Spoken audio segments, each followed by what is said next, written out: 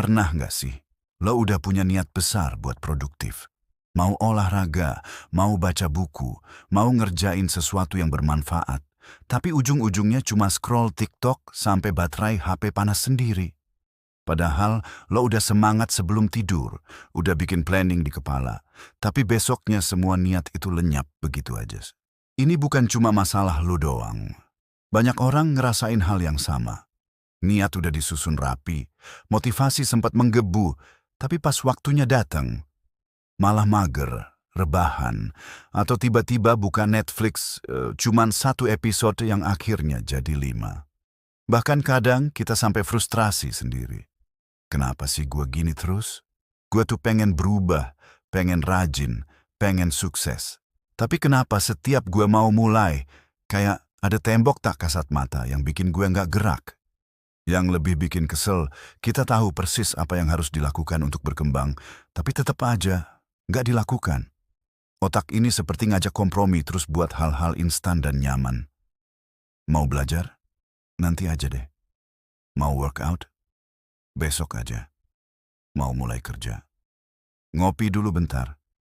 Dan siklus ini berulang terus. Akhirnya hidup kerasa stagnan, stuck di tempat yang sama, padahal mimpi udah numpuk di kepala. Kalau lo pernah ngerasa kayak gitu, tenang, lo nggak sendirian. Rasa malas itu bukan karena lo lemah, bukan karena lo kurang niat, dan bukan karena lo nggak punya potensi. Rasa malas itu bagian dari sistem kerja otak manusia. Ada alasannya kenapa kita bisa termakan oleh rasa nyaman dan terus menunda hal-hal penting. Dan kabar baiknya, semua itu bisa dilawan. Lo cuman butuh paham cara kerja otak lo sendiri. Kenapa dia suka banget sama yang instan? Kenapa produktif itu terasa berat? Dan gimana caranya ngehack sistem itu supaya lo bisa mulai bergerak, walau cuma satu langkah kecil? Video ini bakal ngebantu lo menjawab pertanyaan besar. Kenapa sih gua bisa malas banget padahal udah niat? Dan gimana caranya supaya gue bisa menang lawan rasa malas ini tanpa harus nunggu motivasi turun dari langit? Jadi tonton sampai habis. Karena mungkin ini bukan cuma video biasa. Bisa jadi ini titik awal lo buat bener-bener berubah. Sekarang coba bayangin, kalau rasa malas itu dibiarkan terus. Hari ini lo tunda, besok juga tunda, lama-lama jadi kebiasaan. Dan yang bahaya, lo jadi ahli dalam menunda-nunda tanpa sadar. Lo jadi jago bikin alasan, makin hebat nyari pengalihan, dan pelan-pelan lo percaya bahwa ya emang gua kayak gini orangnya. Padahal bukan. Itu semua cuma pola yang lo latih terus setiap hari. Pola menunda, pola kabur dari hal yang berat. Yang lebih parah, dunia nggak akan nungguin lo buat berubah. Mimpi lo, target lo, cita-cita lo, semuanya akan terus mundur selangkah demi selangkah. Dan ketika lo sadar, lo udah kehilangan waktu yang harusnya bisa dipakai buat membangun masa depan. Bahkan ada data dari Forbes yang menyebutkan bahwa rata-rata orang kehilangan lebih dari 21 hari produktif dalam setahun hanya karena prokrastinasi. Itu setara hampir sebulan penuh yang kebuang cuma karena malas. Dan yang lebih nyakitin lagi, semakin lo tenggelam dalam kebiasaan ini, semakin lo kehilangan rasa percaya diri. Lo mulai ragu, apa gue emang gak bisa berubah ya? Padahal bisa, cuma belum ngerti caranya. Masalahnya, otak kita dari sananya memang lebih suka yang gampang, yang nyaman, yang instan. Ini bukan soal kurang niat, tapi soal mekanisme otak yang dirancang buat hemat energi. Dari zaman nenek moyang kita, istirahat itu penting buat bertahan hidup. Mereka berburu, lalu langsung hemat tenaga untuk esok hari. Nah, kebiasaan itu diwariskan ke otak kita sampai sekarang. Bedanya, kita nggak lagi harus berburu buat makan, tapi otak masih mikir, kalau bisa rebahan, kenapa harus gerak? Itulah kenapa scrolling terasa lebih menarik daripada belajar. Rebahan lebih menggoda daripada olahraga. Dan yang paling menyedihkan, kadang kita tahu kita harus berubah, tapi kita lebih memilih nyaman yang semu. Akhirnya waktu berlalu, umur nambah, tapi pencapaian nggak kemana-mana. Tapi kabar baiknya, manusia juga dikasih senjata buat ngelawan rasa malas. Bukan motivasi aja, tapi sesuatu yang lebih dalam, yaitu insting bertahan hidup dan dopamin, hormon penghargaan yang bikin otak kita merasa puas dan nagih setelah berhasil melakukan sesuatu. Kalau dulu nenek moyang kita rela jalan puluhan kilometer buat dapetin makanan, sekarang kita juga bisa memaksa otak kita buat gerak. Bukan karena lapar, tapi karena kita ngerti cara kerja sistemnya.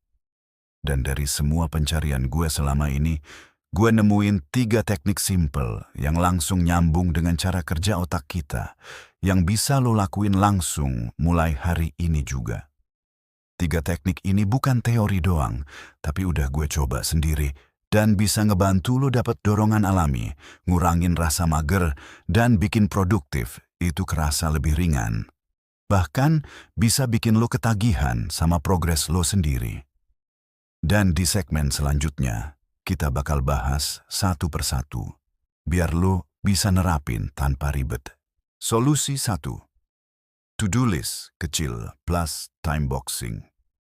Salah satu cara paling ampuh buat ngalahin rasa malas adalah dengan menyusun to-do list kecil yang ringan dan jelas, lalu dikombinasikan dengan teknik time boxing, yaitu ngasih batas waktu spesifik untuk setiap tugas. Kenapa ini penting? Karena otak kita cenderung menghindari hal-hal yang terlihat besar dan berat. Misalnya, kalau lo nulis hari ini harus baca buku 1 jam, otak langsung panik dan mikir itu capek, lama, dan berat. Tapi kalau lo cuma nulis, baca 5 halaman, atau olahraga 5 menit, otak jadi lebih santai. Tugasnya kelihatan gampang, dan karena terlihat doable, lo jadi lebih terdorong untuk mulai. Nah, ketika to-do list kecil itu, lo tambahin batas waktu.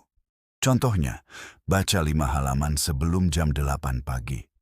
Olahraga ringan 5 menit sebelum mandi. Kerjain email dari jam 9 sampai 9.30. Itu akan membuat otak lo berasa kepepet. Dan ini justru bagus. Karena batas waktu bikin fokus lo meningkat dan dorongan untuk mulai jadi lebih kuat. Lo nggak punya celah buat menunda. Bahkan menurut studi tentang time boxing, otak kita bekerja jauh lebih efisien saat punya tekanan waktu yang jelas dan pendek. Uniknya, ketika lo menyelesaikan tugas kecil yang lo tulis, otak akan mengeluarkan dopamin. Perasaan puas itu bikin lo senang, dan lama-lama lo jadi ketagihan centang to-do list. Hal kecil itu jadi pemicu semangat buat ngerjain yang lebih besar. Tapi ingat, jangan langsung ambisius. Fokusnya bukan di seberapa banyak yang lo kerjain, tapi seberapa konsisten lo bisa mulai. To-do list kecil bukan berarti hasilnya kecil. Justru itu pintu masuk buat membentuk kebiasaan produktif yang tahan lama. Jadi mulai sekarang, setiap pagi atau malam sebelumnya, coba tulis 2-3 hal ringan yang pengen lo lakuin. Tetapkan waktunya. Lalu centang satu persatu, bukan cuma buat jadi produktif, tapi buat ngelatih otak lo bahwa gerak itu menyenangkan dan bisa bikin puas. Solusi 2. Gunakan Parkinson's Law. Salah satu alasan kita sering menunda-nunda pekerjaan adalah karena kita merasa punya banyak waktu. Nah, disinilah konsep Parkinson's Law masuk sebagai penyelamat. Hukum ini bilang, pekerjaan akan meluas sesuai waktu yang lo kasih buat ngerjainnya. Artinya, kalau lo kasih waktu 3 jam buat ngerjain tugas yang sebenarnya bisa kelar 30 menit, kemungkinan besar lo bakal ngerjainnya santai sambil buka HP dan baru serius di menit ke 150. Sisa waktunya kepake buat overthinking, distraksi, atau sekadar nunda dengan dalih masih ada waktu. Sebaliknya, kalau lo kasih waktu yang sempit dan jelas, otak lo langsung masuk mode fokus karena ngerasa kepepet. Misalnya, lo bilang ke diri sendiri, "Gua cuma punya 20 menit buat ngerjain tugas ini." Otak lo bakal memprioritaskan hal penting, ngelewatin distraksi, dan langsung kerja. Lo jadi lebih efektif. Bukan karena lo berubah jadi super produktif, tapi karena lo ngasih tekanan waktu yang pas. Ini juga ngejelasin kenapa banyak orang justru kerja paling produktif di detik-detik terakhir deadline. Karena waktu yang sempit bikin energi dan fokus terkumpul semua.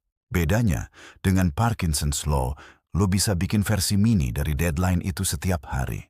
Contohnya, gue harus beresin desain ini dalam 45 menit. Gue cuma punya 15 menit buat nulis caption konten. Gue kasih waktu 30 menit buat beberes kamar. Dan jangan remehkan dampaknya. Ketika lo berhasil ngerjain tugas dalam waktu yang lo tentukan sendiri, lo bukan cuma dapat hasil, tapi juga dapat kepercayaan diri bahwa ternyata lo bisa produktif kalau dikasih batas yang jelas. Jadi, mulai sekarang, daripada nunggu mood atau waktu longgar, kasih waktu singkat dan mulai aja dulu. Karena seringkali bukan tugasnya yang berat, tapi waktunya yang terlalu longgar sampai bikin kita lengah dan terlena. Solusi 3. Latih akuntabilitas diri akar. Dari kebiasaan produktif itu bukan motivasi, tapi akuntabilitas diri, kemampuan buat pegang janji ke diri sendiri, walau nggak ada yang lihat atau nyuruh. Sayangnya, ini juga skill yang paling jarang dilatih. Kita terbiasa nurut kalau ada tekanan dari luar, tugas dari bos, nilai dari guru, atau omongan orang.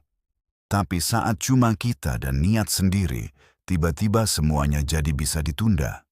Padahal, kalau lo terus-menerus nggak menepati hal-hal kecil yang lo janjikan ke diri sendiri, pelan-pelan otak lo belajar buat nggak percaya lagi sama lo.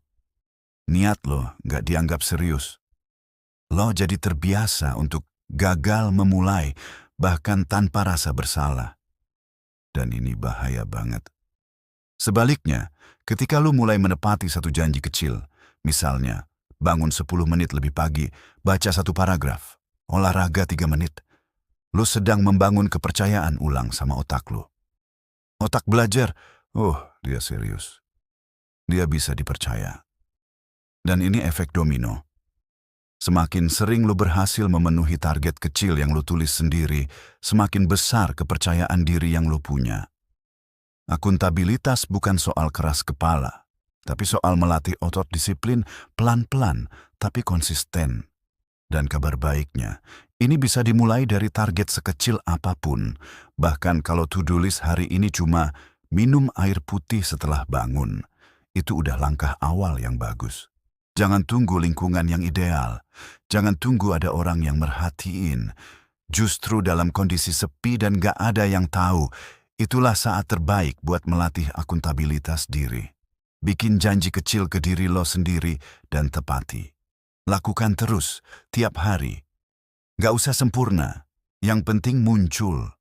Karena kalau lo terus bisa muncul untuk diri sendiri, gak peduli seberapa kecil langkahnya, lo bakal jauh lebih kuat dari rasa malas itu sendiri. Oke, mari kita tarik garis besar dari semuanya. Pertama, penting banget buat lo tahu bahwa malas itu bukan kelemahan pribadi dan bukan berarti lo kurang niat atau gagal total. Rasa malas itu bagian dari sistem evolusi otak manusia. Warisan dari nenek moyang kita yang dulu hidup dengan prinsip hemat energi demi bertahan hidup. Jadi kalau sekarang lo lebih milih rebahan daripada kerja, itu bukan karena lo nggak mampu, tapi karena otak lo memang didesain untuk menghindari hal-hal yang dianggap berat. Tapi bukan berarti kita nggak punya harapan. Justru sebaliknya, kita dibekali alat yang luar biasa, kuat untuk menghadapinya. 2 di antaranya adalah insting bertahan hidup dan dopamin, hormon penghargaan yang bisa lo program ulang supaya bikin lo nagih sama hal-hal produktif. Dan untuk memicu itu semua, lo nggak butuh motivasi tinggi atau kondisi yang sempurna. Lo cuman butuh 3 teknik sederhana yang udah kita bahas. To-do list kecil plus time boxing. Supaya otak lo ngerasa tugasnya ringan dan punya batas waktu yang jelas. Parkinson's Law yang bikin lo bisa kerja lebih fokus dan cepat hanya dengan mempersempit waktu. Akuntabilitas diri buat membangun kepercayaan ulang antara lo dan niat lo sendiri. Dan ini adalah skill yang bisa dilatih pelan-pelan. Kunci dari semua ini adalah konsistensi, bukan kesempurnaan. Yang lo butuhin bukan lari cepat, tapi langkah kecil yang terus lo ulang tiap hari. Lo nggak perlu jadi superhuman buat produktif. Cukup ngerti cara kerja otak sendiri dan bangun sistem yang bikin otak lo ketagihan hal-hal baik. Jadi kalau selama ini lo merasa stuck, lelah karena terus merasa malas, atau kehilangan arah, mungkin video ini bisa jadi titik awal lo buat mulai. Bukan buat berubah total dalam semalam, tapi buat mulai bergerak, sepelan apapun itu.